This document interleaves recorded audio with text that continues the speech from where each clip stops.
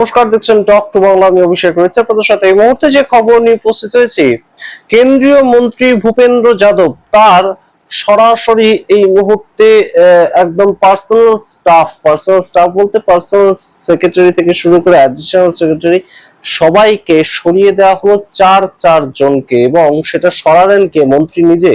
তেমন নয়, বিষয়টা উপর থেকে হয়েছে এবং সেই উপর থেকে কে কাজটা করেছে, কেন করেছে, কেউ জানে না।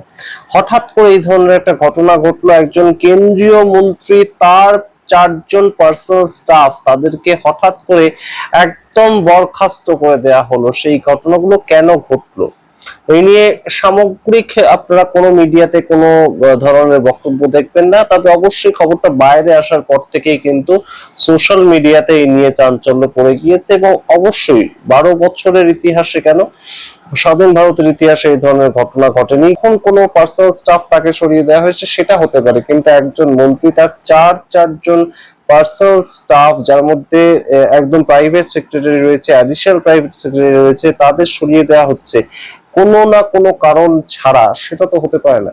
এই বিষয়টা নিয়ে এই মুহূর্তে কিন্তু গুরুতর একটা আলোচনা শুরু হয়েছে। কে কি বলছেন সম্পূর্ণ বিষয়টায় আমরা কোনো ধরনের কোনো মন্তব্য করছি না। কে কি বলছেন এই নিয়ে অবশ্যই আপনাদের সামনে তুলে ধরবো।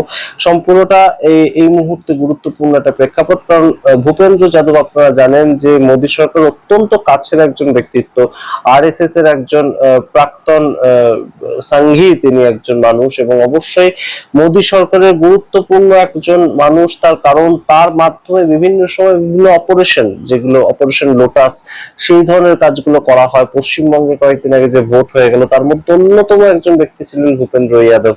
আমরা দেখতে পেয়েছি বিহারের ভোটে তিনি গুরুত্বপূর্ণ ভূমিকা নিয়েছিলেন, অন্যান্য বিভিন্ন রাজ্যের ক্ষেত্রে তিনি নেন সেই ভূমিকাগুলো। কিন্তু এই ভূপেন্দ্র যাদব সবচেয়ে গুরুতর ভাবে নাম তার উঠে এসেছিল রিসেন্টলি, যখন তৃণমূল কংগ্রেসের 20 জন মন্ত্রী তাদের একদম এনসিপিআই তে সংযুক্তিকরণ হলো এবং তারা তৃণমূল কংগ্রেস ভেঙে এনসিপিআই তে চলে গেলেন এবং এনডিএ কে সমর্থন করলেন। এই সামগ্রিক বিষয়টা রচনা হয়েছিল যার বাড়িতে, তিনি হচ্ছেন ভূপেন্দ্র যাদব। তার বাড়িতে একদম সরাসরি তৃণমূল কংগ্রেসের এই 20 জন এমপি গিয়েছিলেন এবং তাদের সেখান থেকেই মূলত একটা ফাটল তৈরি হয় তৃণমূল কংগ্রেসে। তো সেই ভূপেন্দ্র যাদব, যিনি এত কাছের নরেন্দ্র মোদীর, এত কাছের অমিত শাহ, তার চারজন পার্সোনাল স্টাফ তাদেরকে সরিয়ে দেওয়া হচ্ছে, সেটা মন্ত্রী সরাচ্ছেন না, উপর থেকে নির্দেশ আসছে। তার ঠিক কি কারণ থাকতে পারে? গুরুত্বপূর্ণ প্রেক্ষাপট। এটা যদি মনমোহন সিং সরকারের হতো আপনারা বুঝতেই পারতেন, এতক্ষণে যে বিভিন্ন মিডিয়াতে এটাকে নিয়ে চর্চা শুরু হয়ে যেত। কিন্তু অবশ্যই এই মুহূর্তে কোনো মিডিয়াতে এই ধরনের খবরই আপনারা দেখবেন না। সম্পূর্ণ খবরটাকে একদম কিন্তু কভার করে দেওয়া হচ্ছে। কিন্তু অবশ্যই কে কি বলছেন আপনাদের সামনে রাখবো, কংগ্রেসের পক্ষ থেকে কে কি বলছেন এবং সাধারণভাবে বিভিন্ন সাংবাদিক তারা কি বলছেন, সম্পূর্ণটা রাখবো আপনাদের সামনে। তার আগে অবশ্যই টক টু বাংলা ইউটিউব চ্যানেলকে সাবস্ক্রাইব করে দিন, ভিডিও দেখুন শেষ অবধি স্কিপ না করে। একদম প্রাথমিকভাবে একজন সাংবাদিক দীপক শর্মা, তিনি ইন্ডিপেন্ডেন্ট জার্নালিজম করেন এই মুহূর্তে, কিন্তু আগে বিভিন্ন সাংবাদিক হাউসের সঙ্গে যুক্ত ছিলেন, বহুদিনের তার অভিজ্ঞতা। তিনি বলছেন ভূপেন্দ্র যাদবের ব্যক্তিগত সচিব এবং তার 2 কর্মকর্তার কি মাইনিং মাফিয়ার সঙ্গে কোনো যোগসূত্র ছিল, এর অভিযোগ হয়েছিল কি? এবং তারপর তিনি লিখছেন অবৈধকরণের এলাকাকে বৈধ করে মাইনিং মাফিয়ার হাতে তুলে দেওয়া হয়েছিল কি? তিনি শুধুমাত্র প্রশ্ন করছেন কিছু, এবং তার নিজের এক্স হ্যান্ডেল থেকে আমরা সেটা পড়ে শোনাচ্ছি। তার সঙ্গে তিনি লিখছেন এবং পরে কি এর নোটিফিকেশনে নিষেধাজ্ঞা জারি করা হয়েছিল? মন্ত্রীজি কি সবকিছু জানতেন? বড় দুর্নীতির গল্প। দীপক শর্মা, তিনি ইন্ডিপেন্ডেন্ট একজন জার্নালিস্ট, তিনি এই কথা লিখছেন। তার সঙ্গে এই মুহূর্তে আপনাদের পড়ে শোনাচ্ছি সুপ্রিয়া শ্রীনের, কংগ্রেস নেত্রী, তিনি বলছেন এই নিয়ে বক্তব্য। কেন্দ্রীয় মন্ত্রী ভূপেন্দ্র যাদবের ব্যক্তিগত সচিব অমর সিংহের সাথে আরো 2 কর্মকর্তা আয়ুষ শরণ এবং শৈলেশ কুমার সিংহকে তাৎক্ষণিকভাবে কার্যকরভাবে সরিয়ে দেওয়া হলো। তাৎক্ষণিক কার্যকরভাবে তাদেরকে সরিয়ে দেওয়া হয়েছে এবং তার পরিপ্রেক্ষিতে তিনি লিখছেন একজন মন্ত্রীর পুরো স্টাফকে বদলে দেওয়া সাধারণ কোনো বিষয় নয়। কি ধরনের গোপন কার্যকলাপ চলছিল, কোনো অনিয়ম বা দুর্নীতির বিষয়ে জনগণের সত্য জানার অধিকার রয়েছে। অবশ্যই এক সরকারের একটা মন্ত্রী, কেন্দ্রীয় মন্ত্রী, তিনি সরকারি একজন কেন্দ্রীয় মন্ত্রী, বিপক্ষ দলেরও একদম যারা যারা রয়েছেন তারা তাকে সমর্থন না করলেও তিনি তাদেরও মন্ত্রী, প্রত্যেকজন ভারতবাসীর তিনি একজন মন্ত্রী। তো স্টাফ কেন সরে যাচ্ছে হঠাৎ করে, কে তাদেরকে সরাচ্ছেন, কি অভিযোগে সরাচ্ছেন, প্রত্যেকটা প্রশ্ন তো একদম জনতা তার উত্তর পাওয়ার একটা অধিকার তাদের রয়েছে। তো সেখান থেকে অভিষেক মনু সিংভি, সুপ্রিম কোর্টের বরিষ্ঠ আইনজীবী এবং রাজ্যসভার সাংসদ, তিনি প্রশ্ন তুলছেন, যখন মন্ত্রীর অফিস রাতারাতি ক্লিন সুইপ হয় তখন এটি একটি বলার মতো গল্প হয়ে দাঁড়ায়। তিনি বলছেন, প্রাইভেট সেক্রেটারি এবং একাধিক কর্মকর্তাকে তাৎক্ষণিক প্রভাবে সরিয়ে দেওয়া এটি কোনো ছোট প্রশাসনিক টুকরো নয়, এটি একটি শিরোনাম। এবং অবশ্যই গুরুত্বপূর্ণভাবে তিনি যেটা বক্তব্য রাখছেন যে পুরো ক্লিন সুইপ করে দিল, পুরো তার সেক্রেটারি যতজন ছিল তাদের সবাইকে সরিয়ে দেওয়া হলো। এটা তো কখনোই হতে পারে না, একজনকে সরানো হতো তাহলে বিষয়টা অন্তত বোঝা যেত। তার পরবর্তীতে তিনি লিখছেন, জনগণের উত্তর জানার অধিকার আছে, কি ভুল হয়েছে, কি আবিষ্কার হয়েছে, কে জবাবদিহি করবে, সমস্ত কিছু কিন্তু প্রশ্ন উঠছে, অবশ্যই গুরুত্বপূর্ণ।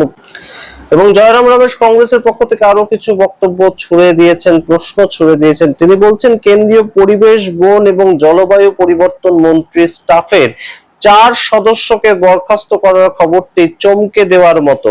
মোদী শাসনে এ ধরনের নিয়োগ কিভাবে হয় তা কারো অজানা নয়। বিনা আগুনে এত ধোঁয়া উঠতে পারে না।